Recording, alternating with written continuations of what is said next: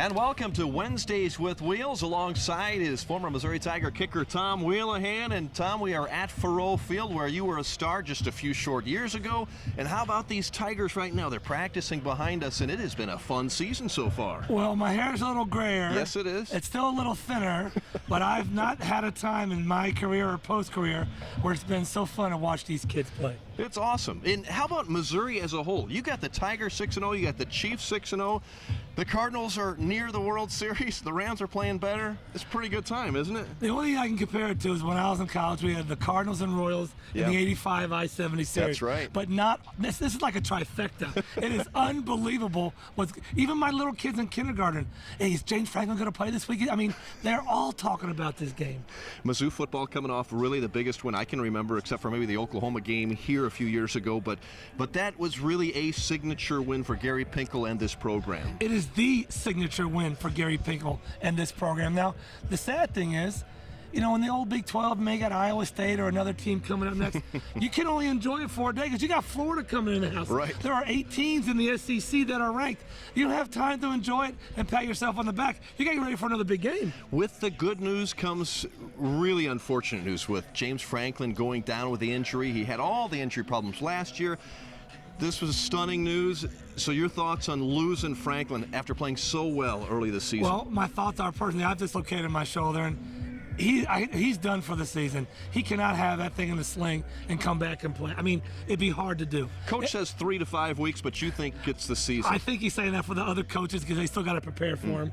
But Maty Mauk, you know, that's the thing about this. You got to step up. This reminds me of Chase Daniel when he came in against Iowa State. Yep. We needed that win to go to the bowl game. Same kind of situation, and Maty Mauk's got to step. How many kids you know could come cold off the bench at Georgia with 92,000 people and throw that back shoulder pass? Seriously, not many of them, and he did. So it's big boot of confidence for Maty Mauk. A lot of people don't know it. Mauk has great credentials coming out of high school. He's got national records. This is a kid that can do the job. Well, he can do it at high school level. I mean, he threw for 14,000. There's a huge difference. But I'm telling you, talk about throwing a kid into the fire. Yeah. It'd be like you going to ESPN right now and doing a Sports Center. Couldn't do it. Well, you do an okay job. But he came through and he did it. But that's the kind of mindset Maty Mauk has, and I have no regrets or nothing that says he can't get it done this Saturday. And as you mentioned, the schedule does not ease up. We got ranked opponents against Florida, best defense, one of the best in the country. Then you got South Carolina coming here, then Tennessee here. 3 big home games, but wow, starting with the Gator defense. 8 teams in the top 25 are from the SEC. Right. 8, 75% of your league. But you know what we want, fans? We want it 35 degrees. We want it cold. We want it windy. This is the first game, the farthest game north Florida's ever played. They went to Syracuse in '91, but that's in a dome. We want it cold and windy and wet. And that's the kind of weather we want for Saturday. All right, let's go to Kansas City here. The Chiefs are 6-0, and their schedule is relatively easy until they got Broncos a little bit later. Well, just remember, those guys get paid too. What do you mean? Nothing easy in the NFL. Okay. They will, even if you beat Jacksonville, they'll tell you it's not easy to do. But if you do look at their schedule, they don't turn the ball over much. Alex Smith is a game manager. He believes in his coach. The defense is, some of those guys, Poe and Johnson, they've come out of nowhere and supplying great defense. You got Barry who's coming back. They are fun. They're going to be 8 or 9-0 when they play the Broncos. There's no doubt about that, but the magic is back. The decibels was 137 on Sunday, louder than the Seattle.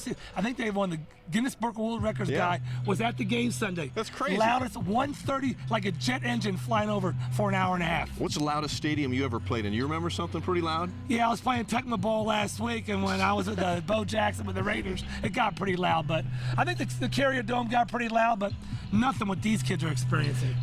The Rams are playing better. That was a good win for them this past weekend. All of a sudden, they're 3-3. We thought they'd be better this year, and maybe they are better. Well, what's funny is they've always wanted a running game. They had one with Steven Jackson. They got rid of him, and now they're like, where's the running game? But the defense played great last week. I know the Houston Texans aren't doing that well, but they just played balls out last week. And when you do that and don't turn it over, all you got to do is throw the ball to people and let them run, and that's what they got. But they got to throw a whooping down there last week against Texans. Tom, you like baseball too. The Cardinals, we're taping this thing on Tuesday, but the Cardinals are up 2-1 They're not hitting worth a darn. They didn't field well last night, but you still have a good feeling? Do the Dodgers players get paid too money? I think they get paid. Okay, are they professional baseball league? Last check, yes. Okay, do they want to win as well? Probably. Okay, so you know what, fans, listen. The Cardinals, they could lose all 3 of these games. I don't care. I really don't. Because I got to come back and play 2 That's in right. St. Louis, and they will win. It'll go 7, and I don't care if they lose all 3. I don't care. They're going to win it 4-3. They're going to play my Red Sox, and my Red Sox are going to sweep them. I'm going to tell you that right now. Who's going to sweep who? My Red Sox are going to sweep the Cardinals. That's right. Just like they did back in 05 or 06. Won't happen again. You heard it. I said it. I'm controversial. Red Sox in 6. What if the Tigers beat the Red Sox? That's not going to happen. Okay, all right. All right. Tell me this.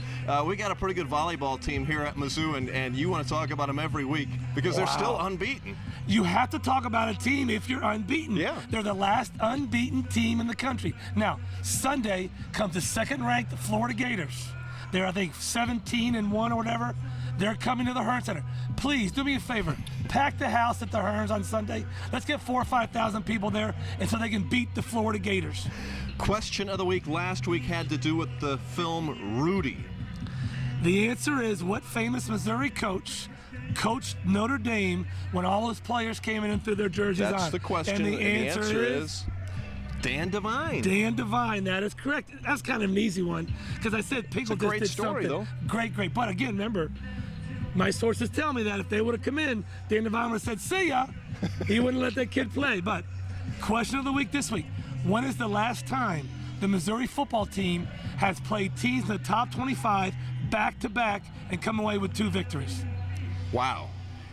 I bet we have to go back a ways for that, but you won't tell us until next week. We'll do a little research, right? That's correct, yep. All right, Head Motor Company, Kia, is our sponsor, and they're good guys down there. $7,000 off selected Sorrentos as we speak. 3 left. Give them a call, 710 Business Loop. See my boy Steven Stewart Head.